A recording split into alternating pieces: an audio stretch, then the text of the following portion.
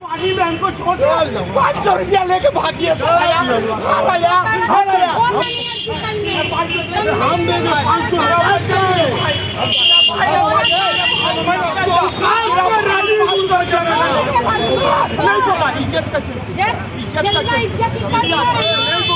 क्या हुआ क्या यहाँ पे? हम लोग एम्बुलेंस ड्राइवर है, हम भी एम्बुलेंस ड्राइवर है। हम नए एम्बुलेंस में आए, लेकिन यहाँ आके पता चल रहा है कि एम्बुलेंस ड्राइवर लोग बहुत इलीगल काम कर रहा है, बहुत इलीगल काम कर रहा है। ग्राम से, डिस्ट्रिक्ट से बहुत गरीब पेशेंट आता है। पेशेंट का ट्रीटमेंट, ये हॉस्पिटल क्या है? आरबीएल मल्टीनेशनल हॉस्पिटल, यहाँ पे क्या ट्रीटमेंट नहीं होता है? आप लोग बताइए हमको। और ट्रीटमेंट होता है, क्या हुआ? और ट्रीटमेंट होता है यहाँ पे। दलाली का बात ये हो रहा है कि पेशेंट पार्टी को डराया जाता है, पेशेंट पार्टी को डराया जाता है, पेशेंट पार्टी को बोला जाता है कि आपका पेशेंट को अगर यहाँ इमरजेंसी ओटी नहीं होगा, आपका पेशेंट का पैर कट जाएगा, हाथ कट जाएगा।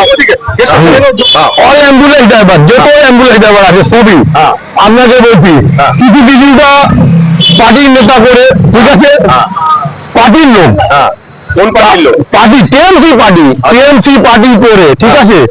আমি মমতা দিদি থেকে হাত জোড়ে নিবেদন করেছি, বলছি ঠিক আছে, মমতা দিদি থেকে রিকোয়েস্ট করছি, আমি রিকোয়েস্ট করছি, উনি প্লিজ এইসব নেতাকে রাখুন না।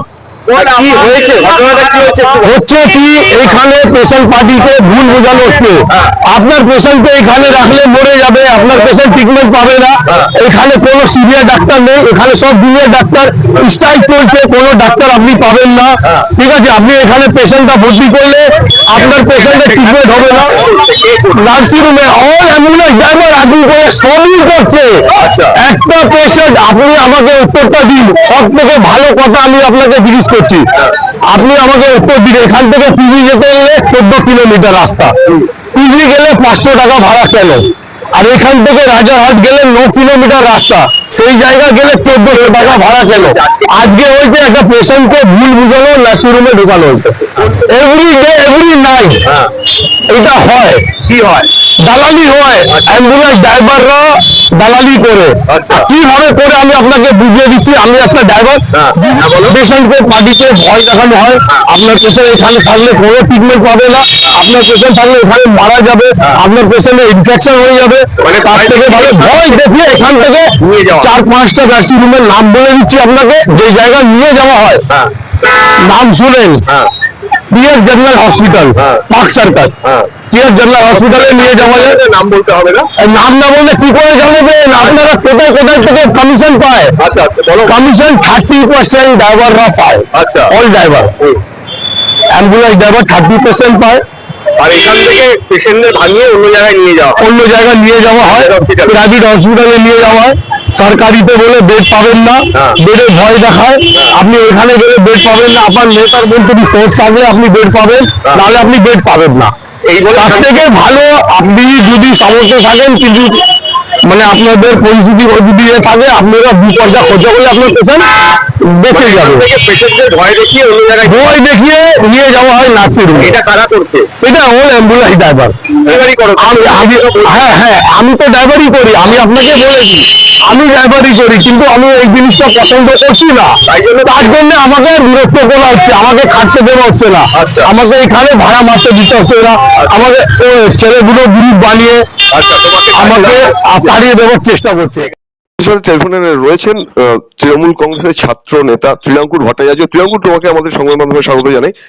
গতকালকে একটি চিত্র প্রকাশ্যে এসছে, এর আগেও আমরা দেখেছিলাম নর্থ বেঙ্গলে এই দালাল চক্র মূলত অ্যাম্বুলেন্স নিয়ে, এবার আরজি করে দেখা গেল দালাল চক্র।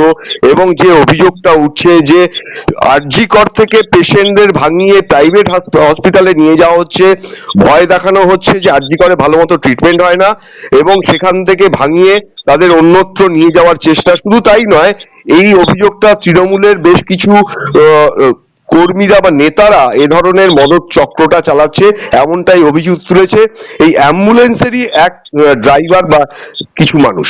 কি বলবে? দেখুন, প্রথমত আমি এমন কোনো ঘটনা আমার কানে আসেনি, আমি নিশ্চিতভাবে খোঁজে দেখবো। এমন কোনো ঘটনা এই মমতা বন্দ্যোপাধ্যায় বাংলার হওয়া সম্ভবপর নয়, কারণ 2011 সালে ক্ষমতা আসার পর মমতা বন্দ্যোপাধ্যায় যে আমূল পরিবর্তন বা বিশাল উন্নতি যে সেক্টর গুলো করেছেন তার মধ্যে একটা স্বাস্থ্য পরিষেবা এমনি কোনো নিম্নতের জায়গা নেই। কিন্তু পাশাপাশি এটাও দেখতে হবে আমাকে বা আমাদেরকে, যেখানে কারণে অকারণে শুধু তৃণমূল কংগ্রেসকে কালিমালিপ্ত করার যে চেষ্টা বিগত কদিন ধরে হচ্ছে, বিশেষত যেটা সব বিশ্বগ্রাম থেকে শুরু করে বিভিন্ন মিথ্যা নিউজ আমরা এই আরজিকর কাণ্ডে যেভাবে দেখেছি এবং সেটা পরবর্তীকালে প্রমাণিত হয়েছে, এটা সিম্পলি তারই একটা উদাহরণ জেনে এটাও ক্রস চেক করে দেখতে হবে। আমার বিশ্বাস বাংলার মানুষ এত বোকা নয় যে বাংলার মানুষকে কেউ ভেবে বুঝিয়ে কোনো ভুল পথে চালিত করতে পারবে। যদি সেটা হতো বিজেপি আজকে বাংলায় ক্ষমতায় থাকতো বা সিপিএম এর এত কুৎসার পরে তার অন্তত একটা আসন পেত।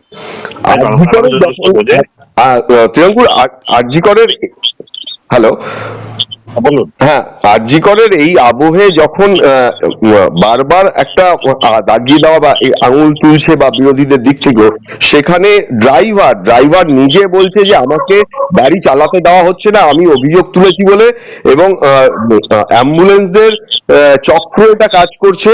এবং আমরা যখন জিজ্ঞেস করি তুমি কে, বলছে সে আমি ড্রাইভার, এবং কোনো কি বড় কোনো মদত রয়েছে, বলছে হ্যাঁ তৃণমূলের মদত রয়েছে, আমি মমতা বন্দ্যোপাধ্যায়কে হাত জোর করে অনুরোধ করছি তিনি যেন এই ধরনের লোকদের দল থেকে সরিয়ে দেয়। এরকম ধরনেরও তিনি প্রতিক্রিয়া দিয়েছেন। দেখুন, আমার জানা নেই সে কে ড্রাইভার, কোথাকার ড্রাইভার। আজকে যদি সে আরজিকরের ড্রাইভার হয় তবে তো সে আরজিকরের ড্রাইভারের তোর আরজিকরে পেশেন্ট নিয়ে যাওয়ার ব্যাপার থাকে না, সে বাইরে থেকে কোনো অ্যাম্বুলেন্স আরজিকরে নিয়ে আসতে পারে, কিন্তু আরজিকরে অ্যাম্বুলেন্সের তো আরজিকরে নিয়ে যাওয়ার কথা নয়। তো এটা ভোলাটাইল। আমার মনে হয় নিশ্চিতভাবে প্রশাসনিক স্তরে তদন্ত হবে, এবং যদি সত্যি এই ঘটনায় কেউ বা তারা যুক্ত থাকে তবে তারা নিশ্চিতভাবে শাস্তি পাবে। তবে আমার মনে হয় না এমন কোনো ঘটনা ঘটেছে, তবু নিশ্চিতভাবে প্রশাসনের উপর আস্থা রাখি যে তারা ক্রস চেক করবে এবং সঠিক।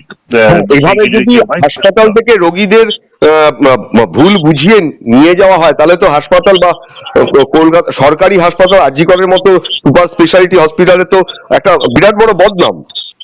দেখুন, আমার মনে হয় না এমন কোনো জায়গায় হয় বা হতে পারে, বা আমার নিজেই যে অভিজ্ঞতা হয়েছে এমন কোনো হওয়ার কোনো জায়গা আছে বলে আমার মনে হয় না। দেখুন, এক্সেপশন কান বি আ রুল। এবার কোনো জায়গায় যদি কেউ কারোর ক্ষেত্রে এমন ঘটনা ঘটে থাকে বা তার আগে পরে হিসাব কি আছে আমার জানা নেই, কোনো স্পেশাল লোকের ক্ষেত্রে কেউ হয়তো বলতে পারে যে এইখানে ভালো না ওইখানে ভালো, ইটস আ ডিফারেন্ট থিং। আমার এইভাবে জানা নেই, আমার না জানে ভাবে মন্তব্য করা উচিত। তাই নয়, একটা বড় টাকার অ্যামাউন্ট 30% কমিশন, তিনি বলছেন 30% কমিশনের জন্য টাকার লোভে পড়ে এই জিনিসগুলো হচ্ছে, এবং একটি আমি অনুরোধ করবো ওনাকে, প্রশাসন ওনাকে যদি সত্যি তথ্য থাকে এবং এত উপযুক্ত প্রমাণ থাকে, অনুরোধ করবো তিনি প্রশাসনের দ্বারস্থ হন এবং সঠিকভাবে ডিক্লারেশন দিক, তারপর প্রশাসন তদন্ত করে বেরিয়ে আসবে। ধন্যবাদ ত্রিনাকুর, ধন্যবাদ। আজকে ভয়ঙ্কর এক অভিযোগ, এক ড্রাইভার, অ্যাম্বুলেন্সের ড্রাইভার অভিযোগ তুলেছে আরজিকরে দালাল চক্র অ্যাম্বুলেন্সের মাধ্যমে, এবং এই হাসপাতাল থেকে পেশেন্টদের ভাঙিয়ে প্রাইভেট হসপিটালে নিয়ে যাওয়া হচ্ছে মোটা অঙ্কের কমিশনের লোভে পড়ে। এবং সেই ঘটনায় যুক্ত শাসক দলের বেশ কিছু নেতারা এমনটাই অভিযোগ তুলেছে একজন অ্যাম্বুলেন্সের ড্রাইভার। দেখুন, এটা তো মোটামুটি বছরে বেশ কয়েকবারই এই জিনিসগুলো ওঠে যে অ্যাম্বুলেন্স ড্রাইভারদের এগেনস্টে, যে তারা হচ্ছে হসপিটালে বিভিন্ন সময় পেশেন্ট ভাঙিয়ে হসপিটাল থেকে বাইরে নার্সিং হোমে নিয়ে যাচ্ছে প্রাইভেট জায়গায়, এবং তাদের কমিশনের গল্প থাকে। এটা নিয়ে বিভিন্ন সময় অভিযোগ উঠেছে, এবং আমার মনে হয় আরজিকরও অন্যথা নয়। সেই জন্য এখানেও হয়তো একজন ড্রাইভার যখন অভিযোগ করছে বাকিদের নামে, তবে আমার মনে হয় প্রশাসনের উচিত এটা খতিয়ে দেখা।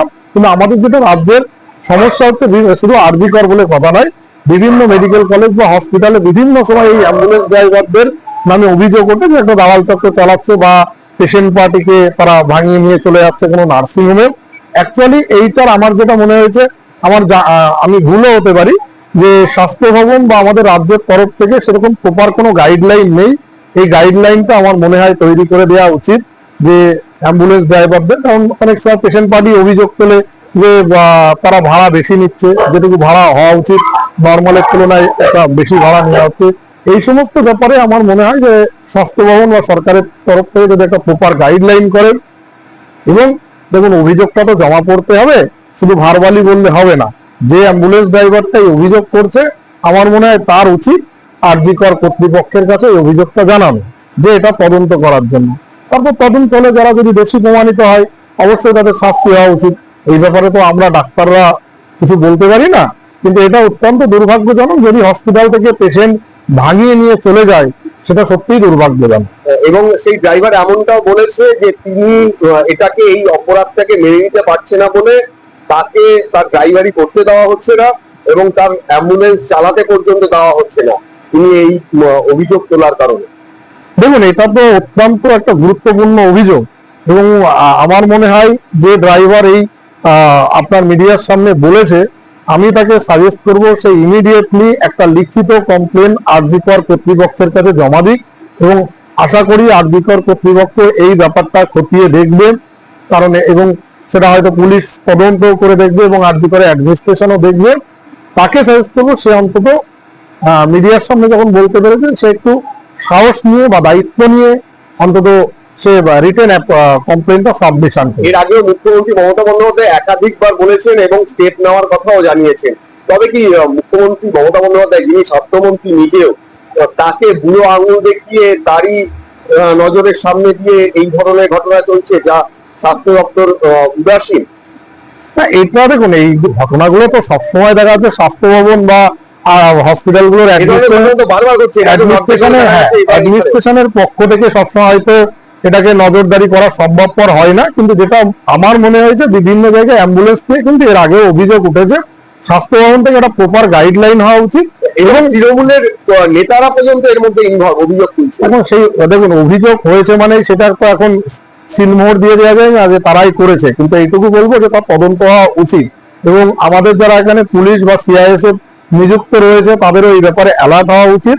আর যেহেতু এই অভিযোগটা তিনি যদি রিটেন ভাবে দেন, অবশ্যই তদন্ত করবেন। তবে আমাদের পুলিশের কাছে আমি আমার পার্সোনাল তরফ থেকে তাদেরকে রিকোয়েস্ট করবো যে যেহেতু এটা আরজিকরের ঘটনা এবং আরজিকরেও আমি যেহেতু চাকরি করছি, তো সেক্ষেত্রে আমি আমাদের পুলিশদের আমি অন্তত তাদের রিকোয়েস্ট করবো যে এই ধরনের ঘটনা যদি ঘটে থাকে তো তারা তাদের মতো অন্তত পদক্ষেপ নিক, কারণ না হলে এটা তো আলটিমেটলি সাধারণ পেশেন্ট পার্টিরই ক্ষতি হচ্ছে।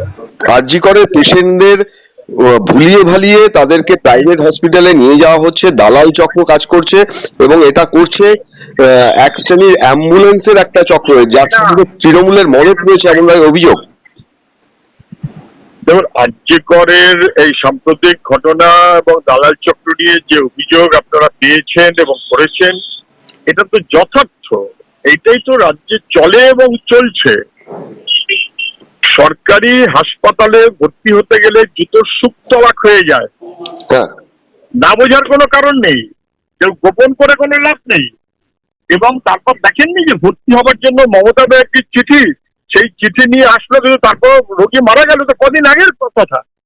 এটা তো পুরনো কোনো গল্প না, নতুন কোনো কথা না, একদম পুরনো কথা। ফলে এগুলো খুব স্বাভাবিক যা চলছে পশ্চিমবাংলায়। এই খারাপ অস্বাভাবিক কাজগুলোই পশ্চিমবাংলায় স্বাভাবিক হয়ে যাচ্ছে। সরকারি হাসপাতাল, সেখানে দালাল চক্র, সঙ্গে তৃণমূল, না প্রাইভেটে ভর্তি করো, প্রাইভেটে ব্যবসা বাড়াও। আমরা কথা বলেছিলাম শাসক দলের নেতা, ছাত্র নেতা ত্রিশঙ্কুর ভট্টাচার্যের সাথে। তার বক্তব্য এটা সঠিক নয় এবং মমতা বন্দ্যোপাধ্যায় যথেষ্ট উন্নয়ন করেছে, যদি এরকম অভিযোগ থাকে তাহলে আমরা খতিয়ে দেখব। মানে বিষয়টাকে এড়িয়ে যাওয়ার কি চেষ্টা? সবার কথা সব উত্তর আমি দিই না, ওটা উত্তর দেওয়ার জন্য আপনারা যথেষ্ট। যেখানে মমতা বন্দ্যোপাধ্যায়, শেষ প্রশ্ন, মমতা বন্দ্যোপাধ্যায় যেখানে বারবার বলছেন যে স্বাস্থ্য বিরাট উন্নয়ন হয়েছে, স্বাস্থ্য বিরাট উন্নতি করেছে, আর এদিকে এই চিত্র প্রকাশ্যে আসছে। মুখ্যমন্ত্রীর কথা কোনো মানে হয় না, এই কারণে যে মুখ্যমন্ত্রী চিঠি লিখে দিচ্ছেন হাসপাতালে ভর্তির জন্য, ওনাকে লিখতে হচ্ছে মানেটা কি? সিস্টেম, তাহলে ন্যাচারাল না আনন্যাচারাল? না বোঝার কি আছে? তাহলে উনি চিঠি লিখলেন কেন? এবং চিঠি লেখার পরেও পেশেন্ট কিন্তু বাঁচলো না, হাসপাতালে শেষমেশ ভর্তি হলো কি হলো না, বাঁচলো না একদম। ফলে মুখ্যমন্ত্রী এসব কথা যত কম বলবেন তত ভালো হবে। রাহুল বাবু, আপনাকে আমাদের সংবাদ মাধ্যমে স্বাগত জানাই। আবারও আরজিকরের নাম উঠে এলো দুর্নীতি চক্রে। হাসপাতাল থেকে, আরজিকর হাসপাতাল থেকে রোগীদের ভাঙিয়ে বেসরকারি হাসপাতালে 30% বা মোটা অঙ্কের কমিশনের ভিত্তিতে এক প্রকার রোগীদের পাচার করার চক্র চলছে, কি বলবেন?